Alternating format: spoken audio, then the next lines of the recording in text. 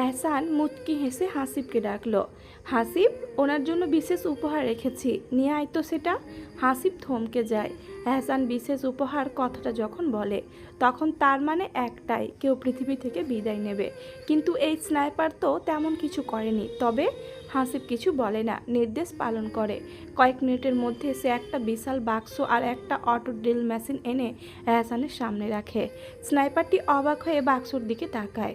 কিছু বুঝতে না পেরে কপাল কুঁচকে বলে, হোয়াট ইজ দিস ব্রো? এহসান কোনো উত্তর দেয় না। ঠোঁটের কোণে এক রহস্যময় হাসি রেখে সে বাক্স খুলে দুটো লম্বা মোটা ধারালো প্রেক বের করে। হাসিব নিঃশব্দে দাঁড়িয়ে থাকে। সে জানে এখন কি হবে। এহসান এবার তীক্ষ্ণ দৃষ্টিতে স্নাইপারের দিকে তাকায়। লোকটি চেয়ারের হাতলে হাত রেখে বসে আছে। এহসান কোনো শব্দ না করে এক ঝটকায় এগিয়ে আসে। এহসান দাঁত চেপে ফিসফিস করে বলে, আমার বাড়ির মহিলার দিকে চোখ দিস কুত্তার বাচ্চা? তুই তোর পুরুষত্ব হাসিল করতে চাস? দাঁড়া, আমি দেখাচ্ছি। হাসিব একটু কাঁপে, কিন্তু কেন? এহসানের চোখ দুটো লাল হয়ে ওঠে। দাঁতে দাঁত চেপে বলে, ও নিপাকে নিজের বিছানায় চেয়েছে। আর দেরি করে না হাসিব। নিপা তার অনেক শখের নারী। ওর দিকে এই জানোয়ারটা চোখ তুলেছে। স্নাইপারটা এবার সত্যিকারের নরক যন্ত্রণায় চিৎকার করে ওঠে।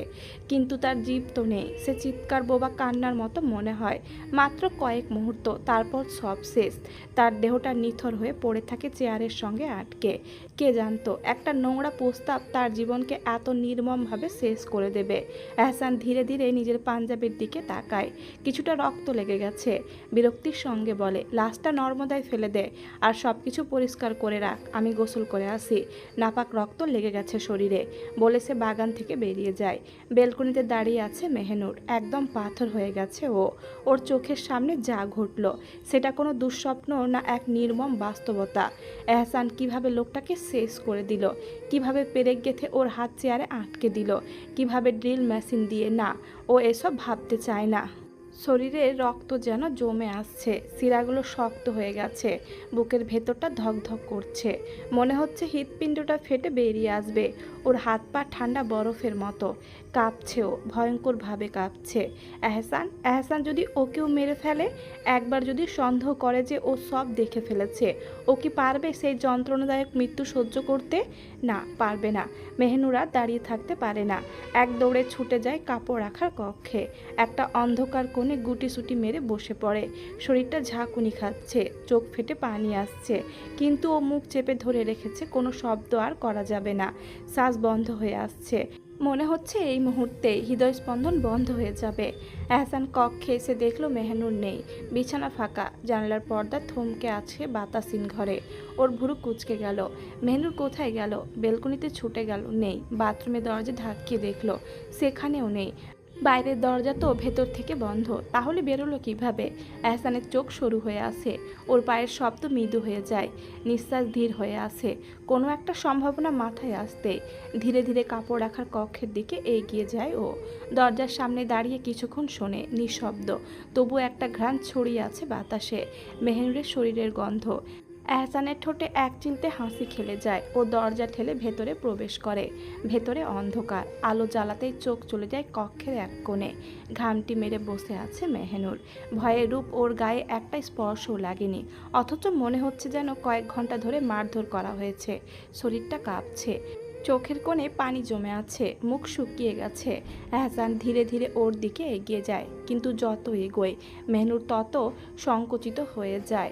দেওয়ালের গায়ে নিজেকে ঠেলে দিচ্ছে, যেন আরেকটু চাপ দিলেই দেওয়ালের ভেতরে ঢুকে যাবে। ওর এই ভয়ের কারণ জানা, কিন্তু নিজ কানে শুনতে চায় এহসান। ও হাঁটু গেড়ে বসে ওর সামনে। মেহনুর অসহায়, ভীত কণ্ঠ ফিসফিস করে বলে ওঠে, মামা মারবেন? মেহনুর কান্না চেপে রেখেছে, কিন্তু ঠোঁট কাঁপছে। হাত দুটো বুকের কাছে শক্ত করে ধরা। মারবেন না আমায়? এহসান কিছুক্ষণ তাকিয়ে থাকে মেহনুরের দিকে। ও কি সত্যি মনে করছে যে ওকে মেরে ফেলবে? একটা অদ্ভুত অনুভূতি হয় এহসানের বুকের ভেতর। ওর হাত এগিয়ে যায়। মেহনুরের নরম গাল ছুঁয়ে আলতো করে বলে, কি হয়েছে বলো তো? এত ভয় পাচ্ছ কেন? বলো আমায়। মেহনুর সাথে সাথে মুখ সরিয়ে নেয়। গালে লাগানো এহসানের হাতটা সরিয়ে দিতে চেষ্টা করে, কিন্তু ভাঙা গলায় ফিস ফিস করে বলে ফেলে, আপনি কি আমাকে ওইভাবে মেরে ফেলবেন? আমায় মেরে ফেলবেন, তাই না? মেরে দিবেন? তাই এই মুহূর্তের জন্য এহসানের হৃদয় স্পন্দন থেমে যায়। ও কি সত্যি এতটা ভয়ে আছে, এতটা আতঙ্কিত? এহসান গম্ভীর শ্বাস নেয়, তারপর মেহনুরকে এক ঝটকায় নিজের বুকের ভেতর টেনে নেয়। চুপ করো মেহনুর। ওর মাথায় হাত বুলিয়ে দিতে দিতে ধীর স্বরে বলে, আমি তোমায় কিচ্ছু করব না যদি তুমি আমার কথা মতো চলো, যদি আমার নিয়মে থাকো, তাহলে আমি তোমায় আঘাত করব না। তুমি যদি কষ্ট পাও আমি কি নিয়ে বাঁচবো বলো? ওর কণ্ঠে দৃঢ়তা, চোখে কোনো রহস্য নেই, কিন্তু মেহনুরের মন থেকে ভয় এখনও যায়নি। কিছুক্ষণ পর এহসান ওকে ছেড়ে দিয়ে উঠে দাঁড়ায়, তারপর বলে, আমি গোসল করতে যাচ্ছি, ফিরে এসে যেন আমার পাঞ্জাবি পায়জামা আতর সব সামনে পায়। ওর কণ্ঠ কঠিন, ধীর কিন্তু আদেশমূলক। এগুলো এখন থেকে তোর দায়িত্ব। এই বলে একখানা লুঙ্গি আর বড় তোয়ালি নিয়ে কক্ষ থেকে বেরিয়ে আসে। তারপর ওয়ার্ড্রোব থেকে মিসওয়াক নিয়ে কক্ষ থেকে বেরিয়ে যায়। উদ্দেশ্য পুকুরে গিয়ে ডুব দিয়ে গোসল করা। ভয়ে পাথর হয়ে বসে আছে মেহনুর, শরীর কাঁপছে, হাত পা অসাড় হয়ে আসছে, কিন্তু মাথার ভেতর একটাই চিন্তা ঘুরপাক খাচ্ছে। এহসান যদি ফিরে এসে দেখে তার কথা মতো কিছুই রাখা হয়নি, তাহলে ও কি তখনও শান্ত থাকবে, নাকি আবারও ভয়ঙ্কর রূপ নেবে? সে আর দেরি করে না, ধীরে ধীরে উঠে দাঁড়ায়। হাতে তুলে নেয় এহসানের জন্য কালো রঙের পাঞ্জাবি, পায়জামা আর আতরের বোতল। বুক ধুকপুক করছে, কিন্তু সে কক্ষে ফিরে আসে। নিঃশব্দে এসে জামা কাপড় বিছানার ওপর রাখে, তারপর নিঃশ্বাস বন্ধ করে দাঁড়িয়ে থাকে। ঠিক সেই মুহূর্তে দরজা ঠেলে ভেতরে ঢোকে এহসান। মেহনুর তাকিয়ে দেখে এহসান কেবল লুঙ্গি পরে আছে, গায়ে জড়িয়ে আছে একখানা বড় তোয়ালি, আর চুল থেকে টপ টপ করে পানি ঝরছে। এহসান একদম মেহনুরের সামনে এসে টলিটা খুলে বিছানায় ফেলে দেয়। মেহনুরের চোখ এক মুহূর্তের জন্য আটকে যায়। নিখুঁত ধবধবে ফর্সা শরীর, একটুও ক্ষতের দাগ নেই, অথচ সে তো কতবার আব্বার চাচাদের গোসল সেরে আসার পর দেখেছে তাদের শরীরে ছোট বড় কত ক্ষত চিহ্ন, কিন্তু এহসান, তার শরীরে একটাও নেই, যেন নিখুঁতভাবে গড়া, শক্তিশালী তবুও মসৃণ। মেহনুরের এমনভাবে তাকিয়ে থাকা এহসানের চোখ এড়ায় না, একপাশে ভুরু নাচিয়ে বলে, কিরে কি দেখছিস? মেহনুর ভাবলেশীন স্বরে বলে ফেলে, আপনার শরীরে কোনো ক্ষতের দাগ নেই? আব্বা চাচাদের তো নিজের কথায় নিজেই লজ্জায় গুটিয়ে যায়। এ কি বলে ফেললো সে? এহসান মৃদু হেসে বলে, তোর বাপ চাচার মতো কাপুরুষ না আমি, যে মারামারিতে গিয়ে কুকুরের মতো মার খেয়ে শরীরে ক্ষত নিয়ে ফিরব। মেহনুর চুপ করে যায়, কিছু বলার সাহস হয় না। এহসান ধীর পায়ে মেহনুরের দিকে এগিয়ে আসে। মেহনুরের শ্বাস আটকে যায়। এক পা দুই পা এহসান যত এগোচ্ছে মেহনুর ততই পিছোচ্ছে। একসময় পেছনের বিছানার সঙ্গে ধাক্কা খেয়ে পড়ে যায় সে। ভয়ে কাপা গলায় বলে, না, এগোবেন না। এহসান কি এত সহজে থামবে? সে তো আরও ঝুঁকে আসে, যেন ভয় দেখে উপভোগ করছে। মেহনুর শ্বাস নিতে পারছে না, গলা শুকিয়ে কাট, সে আরও পেছোতে চায়, কিন্তু বিছানার সীমা শেষ হয়ে গেছে। এহসান থামছে না। একসময় মেহনুরের শরীরের ওপর তার ছায়া পড়ে যায়। মেহনুর আর কিছু না ভেবে আকস্মিকভাবে এক লাথি মেরে বসে এহসানের বুক বরাবর। এক মুহূর্তের জন্য সব স্তব্ধ হয়ে যায়। এহসান নিজের বুক চেপে ধরে কিছুটা পিছিয়ে যায়। মেহনুর নিজের কাণ্ডে নিজেই স্তব্ধ। কি করলো সে? তড়ি ঘড়ি করে বিছানা থেকে নেমে এহসানের কাছে আসে, ব্যাকুল স্বরে বলে, ইয়া রাসূলুল্লাহ, আমি কি করে ফেললাম? বিশ্বাস করুন, আমি এটা ইচ্ছে করে করিনি, আপনা আপনি হয়ে গেছে, বিশ্বাস করুন। এহসান কাঁদতে শুরু করে, ইচ্ছে করেই। মেহনুর আরও বেশি ব্যাকুল হয়ে পড়ে, ওকে বিছানায় বসিয়ে দেয়, এক গ্লাস পানি এনে নিজ হাতে খাইয়ে দেয়, আর অস্থির গলায় বলে, সত্যি বলছি, এটা আমি ইচ্ছে করে করিনি, বিশ্বাস করুন, কসম। এহসান পানিটুকু শেষ করে, এক পলক মেহনুরের দিকে তাকায়, তারপর শান্ত স্বরে বলে, যা ওয়ার্ড্রোব থেকে জয়তুন তেল নিয়ে আয়। মেহনুর এক মুহূর্ত দেরি না করে দ্রুত উঠে দাঁড়ায়, মাথার ভেতর দুশ্চিন্তার ঝড়। এখন যদি এহসানের আদেশ না মানে, তাহলে আল্লাহই জানেন এহসান ওকে বাঁচিয়ে রাখবে কিনা। হাত কাঁপছে, তবু ওয়ার্ড্রোব খুলে তেলের বোতলটা বের করে নিয়ে আসে। কক্ষের ভেতর ঢুকতে এহসান এক প্রকার আদেশের সুরে বলে, আমার সারা শরীরে তেল দিয়ে একটু মালিশ করে দে। একটা মুহূর্তের জন্য মেহনুরের নিঃশ্বাস বন্ধ হয়ে আসে। কি বলল এহসান? ওর হঠাৎ করে ঘৃণা হতে থাকে। এই পাপী শরীর, এই কলঙ্কিত শরীর, যে হাতে হাজারো মানুষের খুন করেছে, যে শরীর পাপের বোঝা বইছে, সেই শরীরে কি সে হাত রাখবে? না, অসম্ভব। কিন্তু সে কিছু বলে না, শুধু দাঁড়িয়ে থাকে এক জায়গায় বোবা হয়ে। এহসান একটু পরেই সেটা খেয়াল করে, ভুরু কুচকে বলে, এই কোথায় হারালি? শুনতে পাচ্ছিস না? মেহনুর ঝট করে উত্তর দেয়, আমি আপনাকে ছুতে পারবো না। এহসানের চোখের ভুরু খানিকটা নেমে আসে, চোখ দুটো আরও গাঢ় হয়, গলায় চাপা বিস্ময়। কেন? মেহনুর চোখ ফিরিয়ে নেয় অন্যদিকে, কঠিন স্বরে বলে, আমি চাই না কোনো পাপিষ্ঠ পুরুষের শরীর স্পর্শ করতে। কক্ষের বাতাস যেন ভারী হয়ে ওঠে।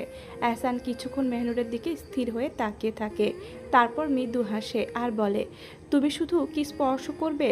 এই পাপিষ্ঠ শরীরে তুমি তো স্পর্শ করেছ, এই পাপিষ্ঠ অন্তর। মেহনুর বাক্যহীন হয়ে দাঁড়িয়ে থাকে, তার মস্তিষ্কে একের পর এক অস্থির চিন্তা চলে আসে। কিভাবে এহসান এমন কথা বলে বুঝে উঠতে পারে না, কিন্তু তার কিছু করার নেই। তারপর হঠাৎ করে এহসান তীব্রভাবে ধমক দিয়ে বলে, চুপচাপ যা বলেছি তাই কর, নয়তো হাত কেটে রেখে দিব, বেয়াদব নারী। মেহনুর সারা শরীরে এক শিহরণ অনুভব করে। সঠিক সময়ে বোধগম্য হয় যে তাকে এই কাজ করতেই হবে। এহসানের শরীরে তেল মালিশ, তবে তার মনে ঘৃণা আর সংকোচের চরম অনুভূতি ছিল। সে কি করবে না করবে কিছু বুঝতে পারে না। এক সময় অবশেষে বাধ্য হয়ে মেহনুর বিছানায় উঠে যায়। তার হাত কাঁপছে, তবে সে কিছু না ভেবে খুব আলতোভাবে এহসানের গায়ে তেল মাখিয়ে দিতে শুরু করে। এহসান চোখ বন্ধ করে বসে থাকে। সে তার প্রিয় নারীর হাতের স্পর্শে এক অদ্ভুত শান্তি অনুভব করছে। এমন শান্তিই তো তার প্রয়োজন। আধ ঘন্টা পর যখন মেহনুর এহসানের শরীর মালিশ শেষ করে, তখন এহসান চোখ খুলে বলে, হয়েছে হয়েছে, এখন যা নিচ থেকে খাবার নিয়ে আয়। মেহনুর নিঃশব্দে তেলের বোতলটি রেখে নিচে চলে আসে। নিচে পৌঁছাতে আয়েশা বেগম তাকে দেখে বলেন, কোনো প্রয়োজন মেহনুর? মেহনুর মাথা নিচু করে বলে, এহসান চাচার জন্য খাবার নিয়ে যেতে বলেছেন। আয়েশা মুচকি হেসে বলেন, স্বামী হয়, তোমার চাচা নয়, এতে পাপ হবে, এভাবে বলে না। মেহনুর মাথা তুলে বিষাদময় হাসি দিয়ে বলে, পাপ হবে না, কারণ আমি ওনায় স্বামী হিসেবে মানি না, আর মানার কোনো কথাও ওঠে না। আয়েশা বেগম মেহনুরের গালে হাত রেখে হতাশ গলায় বলেন, বুঝেছি আমি তোমার অবস্থা। আচ্ছা, আমি খাবার প্লেটে নিয়ে দিচ্ছি, তুমি নিয়ে যাও। মেহনুর ধীর পায়ে খাবার প্লেট নিয়ে কক্ষে চলে আসে। কক্ষে ঢুকে দেখে এহসান এখনও খালি গায়ে বসে ফাইল পড়ছে, শুধু লুঙ্গি পরিহিত। মেহনুরের মনে এক ধরনের অস্বস্তি হয়। তাকে এভাবে বারবার দেখে লজ্জা লাগছে। দীর্ঘ শ্বাস ফেলে মেহনুর খাবারের প্লেট এহসানের সামনে রাখে। এহসান তার দিকে তাকায়, কিন্তু ফাইল পড়তে থাকে। নিন খাবার, মেহনুর বলে। এহসান আবারও ফাইল পড়তে পড়তে বলে, খাবার মুখে তুলে দে। এখন মেহনুরের ভীষণ রাগ হয়, ঘৃণা আরও এক ধাপ বাড়ে।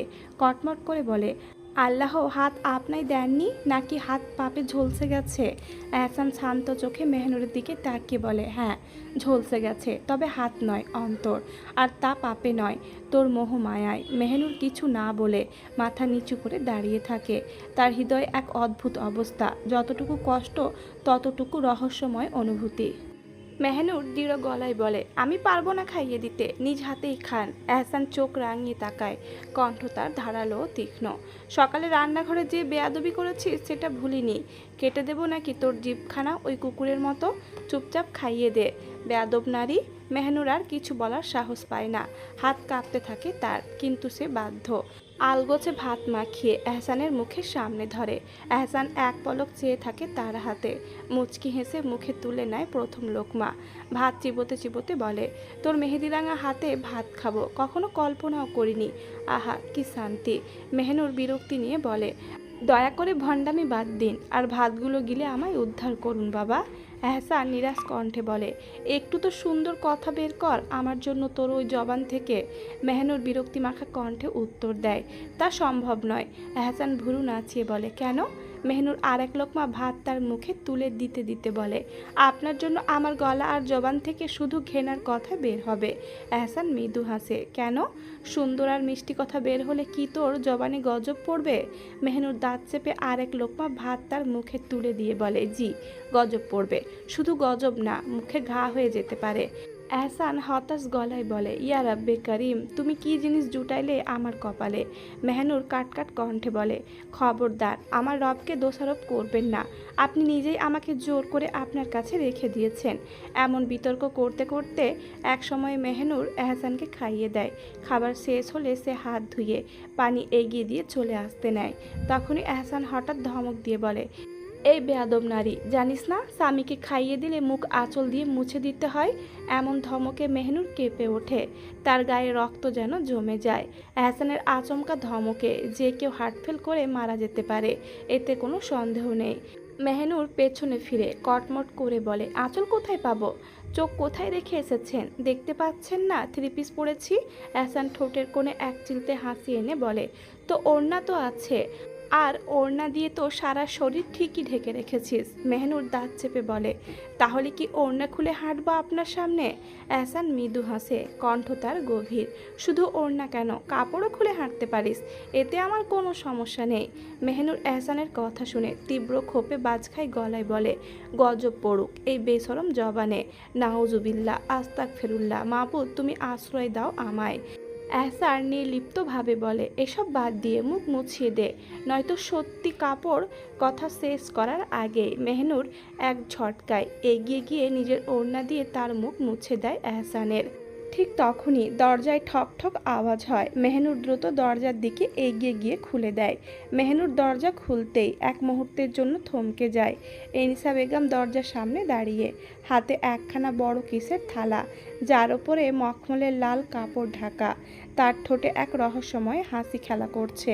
মেহনুর এক পাশে সরে দাঁড়াতেই তিনি ধীর পায়ে কক্ষে প্রবেশ করেন। ঘরের মৃদু আলোয় তার চলার প্রতিটি ভঙ্গিমায় একটা আভিজাত্যের ছাপ স্পষ্ট। মাথার ওপরে শালীনভাবে ওড়না টানা, হাতে ভারী রেশমি চুড়ির খটখট শব্দ, আর চোখে মুখে এক অদ্ভুত প্রশান্তি, কিন্তু গভীরে যেন কিছু লুকিয়ে আছে।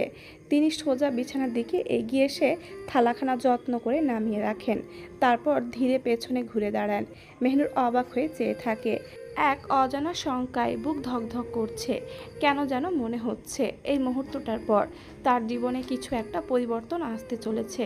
এনিসা বেগম নরম হাতে মেহনুরের কবজি স্পর্শ করেন, যেন কোনো স্পর্শ কাতর জিনিসকে ছুঁয়েছেন। বস মেহনুর, আমার সামনে বস। তার কণ্ঠে আদেশ কম, মমতা বেশি। মেহনুর নিষ্পলক তাকিয়ে থাকে, কিন্তু বাধ্য মেয়ের মতো ধীরে বিছানায় বসে। এনিসা বেগমও তার ঠিক সামনে জায়গা করে নেন, হাত বুলিয়ে দেন তার মাথায়, তারপর আস্তে করে লাল মখমলের কাপড়টা সরিয়ে দেন। মুহূর্তেই ঘরের আলোয় জ্বলে ওঠে স্বর্ণের দীপ্তি, এক জোড়া চিকন সোনার বালা আর একখানা নকশা করা স্বর্ণের আংটি। মেহনুর থমকে যায়, চোখ বিস্ময়ে বড় হয়ে ওঠে।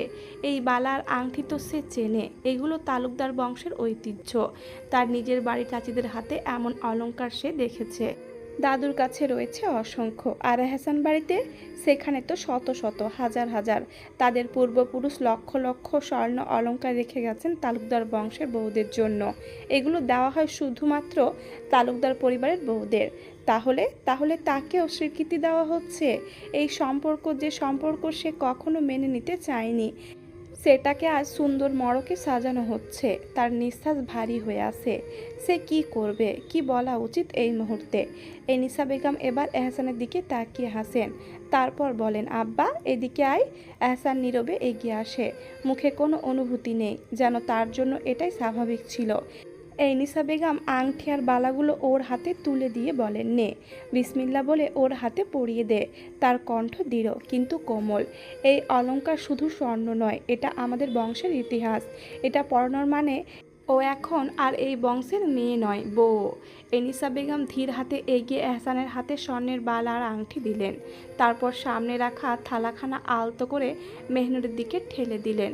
মেহনুর বিস্মিত চোখে তাকিয়ে দেখল থালার ওপর একখানা পুরনো হাফিজি কোরআন শরীফ। তার মলার জোড়া পুরনো হলেও মর্যাদার আভা ঠিকই বিদ্যমান, যেন শত বছর আগেও কেউ এটিকে একইভাবে যত্নে রেখেছিল। এনিসা বেগম কোরআনের ওপর হাত বুলিয়ে ধীরে ধীরে বললেন, এটা আমি ভেবেছিলাম আমার ছেলের বউদের মধ্যে যে কোরআনের হাফেজ হবে তাকেই দেব। কথা থামিয়ে মেহনুরের মুখের দিকে একবার গভীর দৃষ্টিতে তাকালেন, তারপর নরম অথচ দৃঢ় কণ্ঠে বললেন, আর এখন তুই তো যেমন করেই হোক আমার এহসানের বেগম, তুই তো হাফেজা, তাই এই কোরআন শরীফখানা তোর যত্নে রাখবি। এটা শত বছরের পুরনো, আমাদের পূর্বপুরুষের আমানত। এক পলকের জন্য ঘরে নিস্তব্ধতা নেমে এলো। মেহনুর বোঝার চেষ্টা করলো এই মুহূর্তের মানে কি। এই কোরআন তার হাতে তোলা মানে কি সত্যি সে এই এহসান তালুকদারের অংশ হয়ে গেল? কিন্তু কিছু বলার আগেই এনিসা বেগম নিঃশব্দে উঠে দাঁড়ালেন। মেহনুর, এহসান বেরিয়ে গেলে নিচে চলে আসিস, খাবার খেতে হবে, কিছু খাসনি। কেবল এইটুকু বলে দরজা খুলে ধীর পায়ে কক্ষ ত্যাগ করলেন। মেহনুর নির্বিকার মুখে বসে আছে, মনে একরাশ তীব্র বেদনা। এহসান ধীরে ধীরে ওর সামনে এসে বসলো, তারপর গভীর চোখে তাকিয়ে বলল, হাত দে। কঠোর স্বরে আদেশ, অথচ কোথাও যেন এক অদ্ভুত কোমলতা লুকিয়ে আছে। মেহনুর দৃঢ় গলায় বলল, আমি পড়ব না। আমি এই তালুকদার বংশের মেয়ে বউ না। এহসান হাসলো না, বিরক্তও হলো না, শুধু ঠান্ডা গলায় বলল, ভুলে যাস না আমি কিন্তু খুব নিকৃষ্ট, তাই ভালোই ভালোই হাত বাড়িয়ে দে। মেহনুর অসহায়ের মতো বসে রইল, চোখে মুখে কষ্টের ছায়া। এহসান কোনো অপেক্ষা না করেই ওর হাত ধরে টেনে নিল, বিসমিল্লাহ শব্দটা উচ্চারণ করে। মেহনুরের কোমল হাতে সাবধানে পরিয়ে দিল চিকন সোনার বালা, তারপর নিখুঁত মাপে বানানো স্বর্ণের আংটিটা।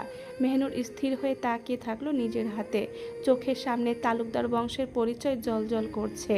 আজ সে সম্পূর্ণ কারো বেগম হয়ে গেল, কিন্তু এ সম্পর্ক কি ভালোবাসার নাকি নিছকই এক কলঙ্ক?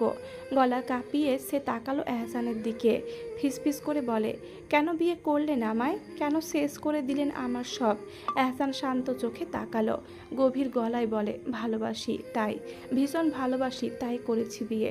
মেহনুর হতভম্ব হয়ে গেল, এক মুহূর্ত চুপ থেকে প্রচণ্ড ঘৃণায় ফুঁসে উঠল আর দাঁত চেপে বলে, এই ভালোবাসা সম্পূর্ণ নিষিদ্ধ, এই ভালোবাসা কলঙ্কের, এটা ভালোবাসা নয়, এটা ঘৃণা।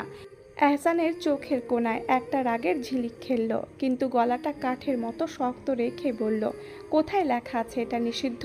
কোথায় লেখা আছে এই ভালোবাসা কলঙ্ক? বল, আমাদের ধর্মে আছে কোথাও? বল। মেহনুর স্তব্ধ হয়ে গেল, সত্যিই তো, কোথাও কি এটা নিষিদ্ধ? কিন্তু না, সে হাল ছাড়বে না। দাঁত চেপে বলল, এটা সমাজে নিষিদ্ধ, এটা সমাজের চোখে কলঙ্ক। এহসান তাচ্ছিলের হাসি দিয়ে বলে, লাথি মারি তোর সমাজের মুখে। আমি এহসান ধর্মে বিশ্বাসী, এই নোংরা সমাজে নয়। মেহনুর বিস্ফোরিত চোখে তাকালো ওর দিকে, নিজেই একটা নোংরা হয়ে সমাজকে নোংরা বলছেন, লজ্জা করে না? এহসান নিঃসংকোচে বলল, না, লজ্জা করে না, আমি আগেই বলেছি আমার লজ্জা করে না, তাই বারবার জিজ্ঞেস করবি না। তারপর আর এক মুহূর্তও দাঁড়ালো না, উঠে গিয়ে বিছানা থেকে পাঞ্জাবিটা তুলে নিল, ধীর গায়ে জড়িয়ে নিল পাঞ্জাবি, তারপর লুঙ্গির নিচে পায়জামা পরে নেয়, তাও মেহনুরের সামনে। লুঙ্গিটা খুলে মেহনুরের দিকে ছুঁড়ে মারে আর আদেশ করে বলে, যা, এটা বেলকনিতে মেলে আয়। মেহনুর হতভম্ব হয়ে গেল। এহসান ওর ফুঁসে ওঠা মুখের দিকে তাকিয়েই হুকুমের স্বরে বলল, আর নিচে গিয়ে চুপচাপ খাবার খেয়ে নিবি, আমি এসে যেন না শুনি খাসনি, তাহলে অবস্থা খারাপ করে দেব। মেহনুর বসে রইল, মাথায় ঝড় বইতে লাগলো। এই মানুষটা কি সত্যিই তাকে ভালোবাসে, নাকি এই সম্পর্ক কেবলই এক বাধ্যকতা? এহসান বেরিয়ে আসে, উদ্দেশ্য একটি অনুষ্ঠানে যাওয়া, সামনে নির্বাচনে দাঁড়িয়েছে, তাই এখানে ওখানে যেতে হয়। রাত 1টা, মেহনুর কক্ষে এসে নামাজ শেষে জায়নামাজে বসে আছে আর এহসানের অপেক্ষা করছে, কারণ এনিসা বেগম বলেছেন এহসান এলে যেন তাকে খাবার দেয়। মেহনুর এখন থেকে এহসানের সব দায়িত্ব নেবে। তখনই গাড়ির শব্দ কানে আসে, বোঝা যায় এহসান চলে এসেছে। এহসান গাড়ি থেকে নেমে বাড়ির ভেতরে ঢোকে, ক্লান্ত শরীরে সিঁড়ি বেয়ে উঠেছে। উদ্দেশ্য কক্ষে গিয়ে বিছানায় গা এলিয়ে দেওয়া। এহসান কক্ষের দরজা খুলে ভেতরে প্রবেশ করতে গিয়ে অন্যদিকের বেলকনি দিয়ে কেউ গোপনে ভেতরে ঢোকে। মেহনুর 1 সেকেন্ডের মধ্যে আটকে ওঠে, কারণ সে ঠিকই বুঝতে পেরেছে কেউ কক্ষে এসেছে বেলকনি দিয়ে, তাই তাড়াতাড়ি জায়নামাজ থেকে উঠে দাঁড়ায়। জায়নামাজ থেকে উঠে পেছনে ফিরে তাকাতেই কলিজার পানি শুকিয়ে আসে মেহনুরের। তার চোখের সামনে রায়ান দাঁড়িয়ে, আর তার হৃদয়ে এক অজানা আতঙ্ক ছড়িয়ে পড়ে। রায়ান এখানে কি করছে, আর কেন, কিভাবে? আর অন্য ভাবনাও উকি দেয়, আজ হয়তো রায়ান শেষ হয়ে যাবে, কারণ এহসান চলে এসেছে। আর যদি এহসান রায়ানকে দেখে নেয় তো শেষ করে দিবে, এতটুকু এহসানকে চিনেছে মেহনুর। এদিকে রায়ান অবাক হয়ে মেহনুরের দিকে তাকিয়ে আছে। এতটা ভয়ঙ্কর, এতটা মায়াবী মানুষ হতে পারে সে ভাবেনি কখনো, কিন্তু এখন এসব কিছু ভাবার তার সময় নেই। সে মেহনুরের কাছে গিয়ে মেহনুরকে কিছু বলতে না দিয়ে দ্রুত বলে, তাড়াতাড়ি চলো, তোমায় নিয়ে আমি এখান থেকে পালিয়ে যাব।